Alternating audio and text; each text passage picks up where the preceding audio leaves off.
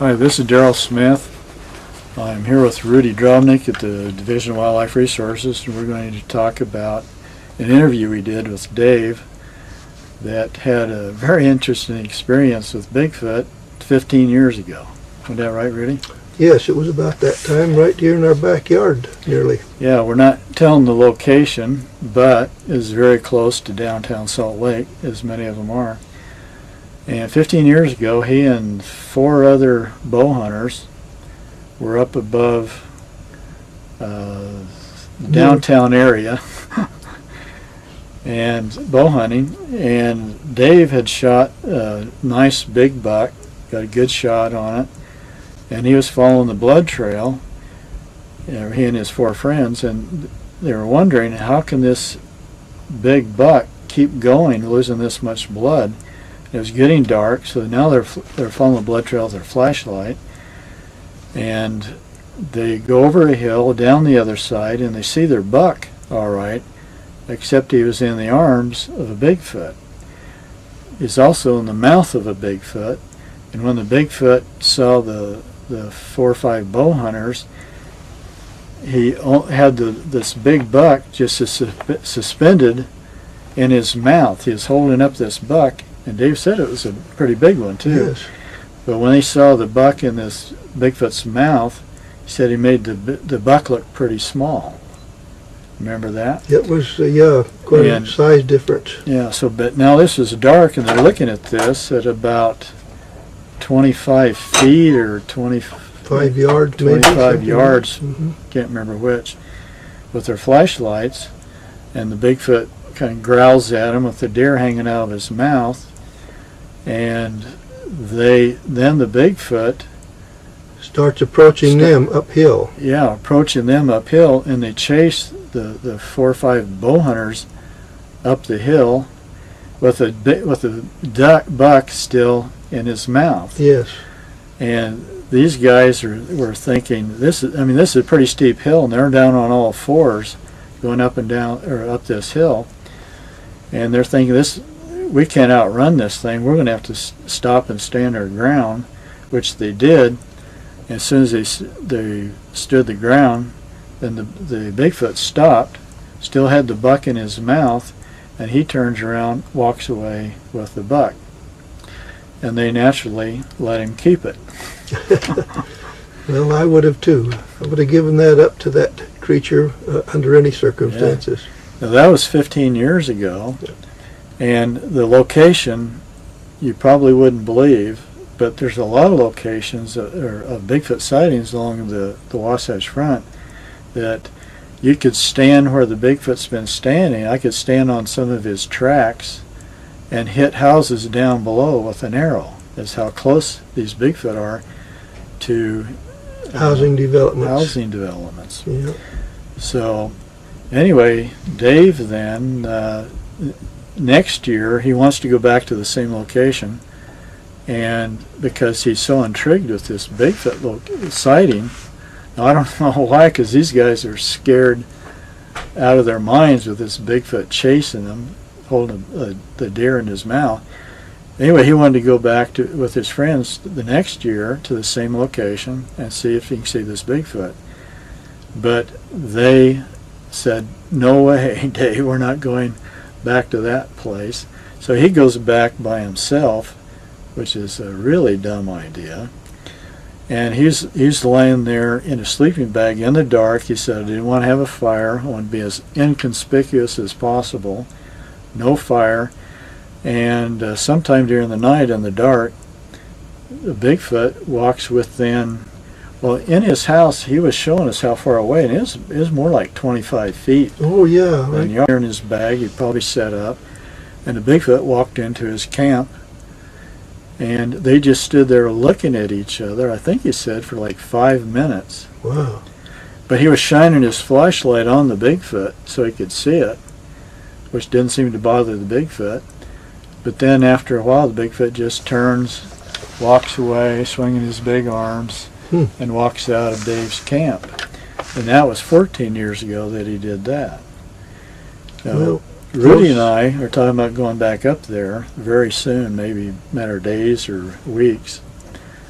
and see what we can see. But that was an interesting story where Bigfoot's holding a big buck in his mouth and chasing four guys away. It's incredible that they could even hold a deer carcass in their mouth with their jaws. The strength that would require, of a 200+ pound animal. I get a picture of Rudy there for a second. Okay. But can you imagine the neck muscles and but the deer probably weighs 200 pounds and the Bigfoot probably weighs 800 pounds. Yeah. Well, the rustling that they heard as they approached down following the blood trail, there was a lot of rustling and breaking of branches in the underbrush, which means that the Bigfoot probably came across the wounded deer in its last life hours and actually wrestled it down and may have killed it and then put it in its mouth and started up the hill towards him. So there was audible rustling and thrashing around in the brush that they heard just before they made the observation. Mm-hmm. So it was a very interesting and very unique incident, to say the least. Rudy's given me in the last, how long have we known each other? Well, I guess 30 or more years. No, not that long. Well, time has gone on. Well, see, but it's going around twice as fast as it used to. Okay, I'm 62 and you're about 100 years old.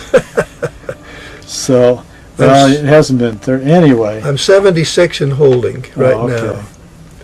Well, so, at least 26 years. I'm sure it was about 50 years old when we first got together. Wow. Down at Springville, that one that was first reported to us when you and I and Ryan first went down to investigate that one above Hobble Creek. No, there was two sightings. So there was two guys on horses. Saw one on the ridge line. Yeah, that was the one. That was the first one we went on together. And then there was another, and two other. No, was this the same night we were there? There's two other guys that were on ATVs, and they saw one in the brush. No. The first time that you and I and Ryan Layton went together was on the one where the horseman had observed it from the lower bench and looked up on the high ridge and saw the Bigfoot there at the upper Hobble Creek slopes. Yeah. That was probably 26 years ago or more. Wow. So what's the best Bigfoot sighting you can remember? Well, I myself have never observed a Bigfoot. I have never observed a track, although I have observed the imprints of the tracks that Darrell Smith made, that you made at White Peak area, and in years past, and that was the big three-toed one. But I have heard of several incidents where other people had been camped out in central Utah.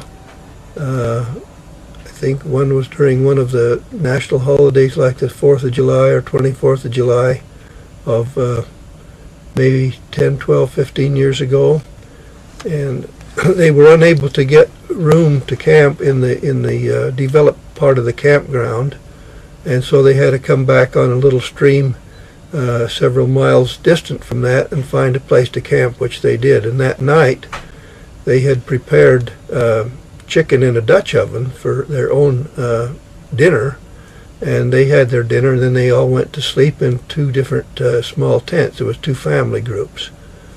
And that night the dogs start barking, and in the evening the dogs went out into the darkness to see about in the middle of the night what was causing the rumpus. And one of the yellow labs from one of the tent families came sailing back through the midair and landed on their tent and crushed the tent down, breaking the aluminum frame and tearing some of the canvas. But it was wet, and it was not injured in any manner, but had stinking smell attached to it, and some of that smell was left on the tent. And in later years, when I finally found out about the incident, why they had since thrown the tent away so that any of the evidence of the smell or chemical was long gone. Other times, John Mayanzinski up on the Wind River Mountains, of course, had Bigfoot throwing pine cones at him. And then most recently, I've heard of one up in southern Idaho where some hunters or hikers were out in the hillside in the mountains. And a Bigfoot was apparently in the edge of the timber nearby, concealed, and was throwing rocks at the hunters. The rocks increased in size, and after a few incidents of that, the rock size increased to boulder size, and then after the boulder size, a log of some dimension, I don't know just how big, came flying out of the trees and over to the area where they were. And I have yet to get the testimony of those people to get all the details. When Bigfoot, I've heard lots of rock throwing stories and pine cone stories too, but in every case, like in the case you just mentioned, were they throwing rocks at the guys, or were they throwing rocks around the guys? As I understand it, and I have yet to get more accurate testimony from the people who were involved. The initial story I got from the son of the father who was involved in the actual incident, and I understand it that the first rocks that were thrown landed in the near vicinity of the hunters that were up in the mountains, and then they increased in size into the area where they were hiking around. And eventually the rocks of small size went to larger size and went into boulder proportions. And then after the boulders, there came a log flying out of the forest and over to where the hunters were, and the size of that log has yet to be determined. Could have been a large branch, or in some cases an interpretation of some people as to what would denote the difference between a log or a large branch. So that has to be determined yet, but I'll make that the interview shortly. Okay. There's lots of stories of rock throwing and pine cone throwing. Another one I heard, I met a guy at a gun show that he and his friend were camped on right where the Provo River meets the road to Sundance Ski Resort on the Provo River, and their tent was right on the stream there. And sometime during the night, there's boulders being thrown in the stream, and it splashed their tent. And he looked out. Of course, they saw nothing even close to them. They could be throwing pretty large rocks. This went on for hours, to where the rocks are bouncing around their tent, they're bouncing in the stream, splashing their tent, but never at them. So they do throw rocks, but I've never known cases where they're throwing at the people, always around the people. I know of one other place that comes to mind also when you mentioned that rock throwing. It was up by Electric Lake. Wait, hold on. See, when you're talking, we want to... Go ahead. One of the other incidents involving rock throwing by an observed Bigfoot was down in the Electric Lake area of the Manti, and these individuals were hunting, I can't remember, deer or elk, sometime in the fall of season, and had observed this Bigfoot up the hill from them, and he was either rolling rocks or throwing rocks that partially rolled down in the vicinity where they were. And some of them were a relatively large size, like maybe 10 to 20 pounds each. And so that's just another incident of rock throwing or rock rolling by a Bigfoot on some of his observers. Another good example of rock throwing is, I believe it's on Whitney Reservoir. One of my friends were out on a boat in the lake, not very far from the shore. There was a Bigfoot on the shore throwing boulders all around the boat, not at the boat, but all around the boat, and about swamped the boat. Well, that's an interesting one. Yeah. So it appears, from what we know of our experiences of about, 25 years or so each, Bigfoot doesn't want to hurt people. They're very intelligent. They're curious about people. When they're camped, many times they'll come down to your camp and watch you. And there's many cases of that. One of my best examples of my experience is about 3 years ago. Russ and I were up on the north slope of the Uintas, and a place you know about, Rudy. I'll tell you later. And we'd gone up there a few miles on his ATV away from off the Mirror Lake Highway, where we only camp where Bigfoot's been seen before. So we figure if he was there before, he may still be there. There's the reason he may still be there. So we're camped at night, sitting around the campfire at 10 o'clock at night, out in the darkness all around, eating antelope steaks and elk steaks that Russ has shot. And at 10 o'clock at night, we hear a stick break behind us, and we're thinking, well, a deer stepped on a stick. And then 30 seconds later, off about the 8 o'clock position, another stick breaks. Another 30 seconds, another stick breaks about the 10 o'clock position, then another stick breaks, another stick breaks, another stick breaks, all around our camp for 5 solid hours. Wow. And I mean, every 30 seconds for 5 solid hours. And so after a while, we're thinking, well, we know where the next stick's going to break, and we know it had to be Bigfoot doing it.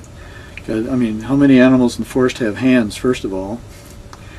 And it's not going to be a human being, because you'd have to be crazy to try to scare campers, because probably armed. You're right. And you can't walk around in the total darkness without falling and, so on anyway. So we know it's not deer, elk, or moose. We know it's not human beings. And so the only thing it leaves is Bigfoot, because we know Bigfoot does this anyway. Yes. And my friend down in central Utah has had the same thing happen around his cabin. They break sticks to get attention or to scare you. But again, they don't want to hurt you. Sometimes they're just probably upset we're in their neighborhood. And they may not like that, but they're not going to do anything to hurt you. Mm-hmm. But there's been many cases in books and so on where they break sticks, and many times big branches, to scare you, and but again, not to hurt you. And another case of really breaking big sticks is my friend Brian was up in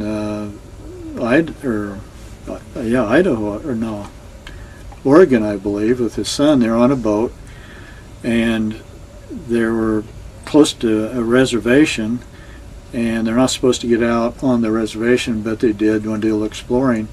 So they go up into the trees, and they're hearing something large in the trees, and so they decide to get back down to the boat in a hurry. And as they're running back down to the boat, trees were falling behind them.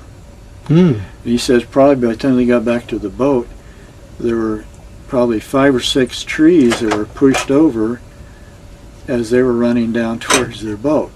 They never did see what it was, and they're thinking, well, trees fall. Well, trees don't fall like that. Right. But then until he started learning that Bigfoot does this, is he think, well, it had to be Bigfoot pushing over trees. But well, it's mysterious to some of the things that have taken place. The throwing of dogs, the throwing of logs, the throwing of boulders and rocks, and the conditions under which these observations were made is perhaps the most significant of all, that there have been human observations of these creatures. We don't know yet what the creature really is, if it's man, if it's animal, or if it's a hybrid in between. It's still a mystery, and it may have been around for many eons of time in terms of the historical presence here on planet Earth?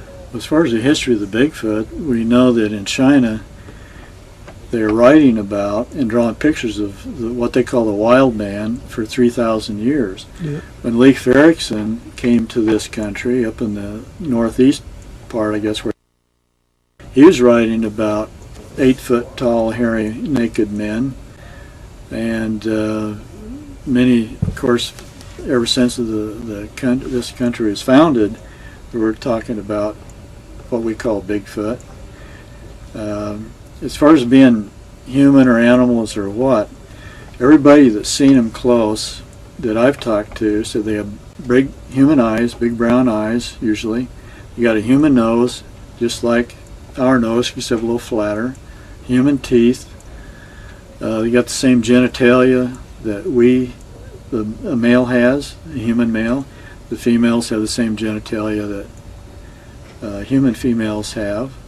And the ones, we know that for a fact from people that have shot and killed them, and they're looking at them right there on the ground, and it's pretty obvious that they, in fact, a particular story I don't have time to go into, but they shot a male and a female, and they looked so human-like that they thought they killed two primitive human beings.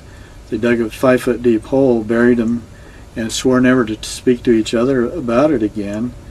And they never did until 76, when they discovered that these are Bigfoot, and they're not primitive human beings.